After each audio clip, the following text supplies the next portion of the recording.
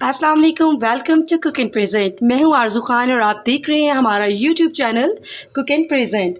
तो जी आज हम आपके लिए लेकर आए हैं बहुत ही ज़बरदस्त सीजनल फ्रूट का मुरब्बा। तो जी इस तरह से हमने कुछ फ्रेश कैरीज ले लिए आधा किलो। हमने इसको छिलका उतारा, गुठली को अलग करके हमने लंबे लंबे बारीक बारीक कुछ इस तरह से ये पीसेस कट कर लिए हैं। पहले भी मैंने आम का मुरब्बा आपको सिखाया है, लेकिन वो तरीका इससे थोड़ा डिफरेंट था। हमने उसमें कैरी को पहले बॉईल किया था, उसका भी लिंक मैं ऊपर डिस्क्रिप्शन में दे दूँगी, आप चाहें तो वो रेसिपी भी फॉलो कर सकते हैं। तो आज मैं आपके लिए लेकर आई हूँ कदरे आसान तरीका, जिसमें आपको इसको बॉयल नहीं करना पड़ेगा, बल्कि डायरेक्टली हमने इसको पॉट में शामिल कर दिया।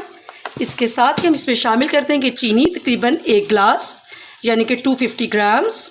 और इसके नीचे हमने ऑन कर देना है स्टोव को।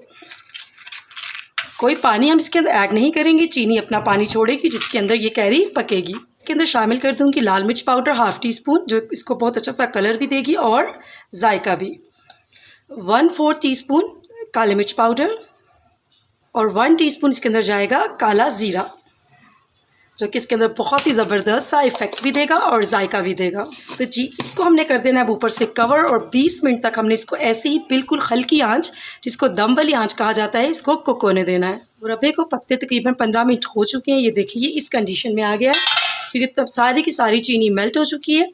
तो इस स्टेज के ऊपर हम इसके अंदर तकरीबन 3 से 4 टेबल स्पून सिरके के शामिल करेंगे, क्योंकि हमें मुरब्बे की शेल्फ़ लाइफ को बहुत ज़्यादा इन्हेंस करना है, क्योंकि मुरब्बे तो हम अमूमन स्टोर करते हैं तकरीबन पूरा साल के लिए। तो इसलिए हम इसमें शामिल करेंगे सिरका। ये देखिए मैं आपको चेक करवाऊँ कि सिर्फ हमने इसमें पानी शामिल नहीं किया, कि चीनी मेल्ट हुई और इसके पानी के अंदर ये देखें ये मुरब्बा किस ज़बरदस्त तरीके से गल चुका है। बस इसको हमने अब उस वक्त तक पकाना है जब तक कि एक तार की चाशनी तैयार ना हो जाए और हमारी परफेक्ट मुरब्बे की लुक ना आ जाए।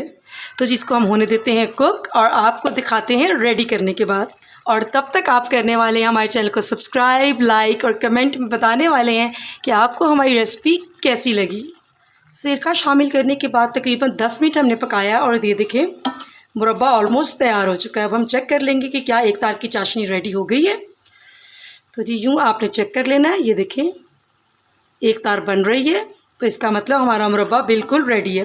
इससे ज़्यादा गाढ़ा हम नहीं करेंगे, क्योंकि ठंडा होने के बाद इसमें भी मज़ीद थिकनेस आएगी। आपने इससे ज़्यादा इसको नहीं पकाना, क्योंकि अगर आप इससे ज़्यादा पकाएंगे तो शीरा बहुत ज़्यादा गाढ़ा हो जाएगा और मुरब्बे का सारा मज़ा ख़राब हो जाएगा। तो जी ये जैसे कि आप देख सकते हैं हमारा ज़बरदस्त मुरब्बा रेडी हो गया। हमने इसके अंदर कलर शामिल नहीं किया, ये इसका नेचुरल कलर है। तो जी अब हम इसको अब एक अच्छे से जार के अंदर निकाल लेते हैं। जब मुरब्बे की हीट रिलीज़ हो जाए तो आप कुछ इस तरह का कोई भी एयर टाइट कंटेनर ले लें। कोई भी एयरटाइट कंटेनर लेके आप इसको मुरब्बे को उसमें स्टोर करें। जैसे कि आप देख सकते हैं हमने मुरब्बे को एयर टाइट कंटेनर में शिफ्ट कर लिया है।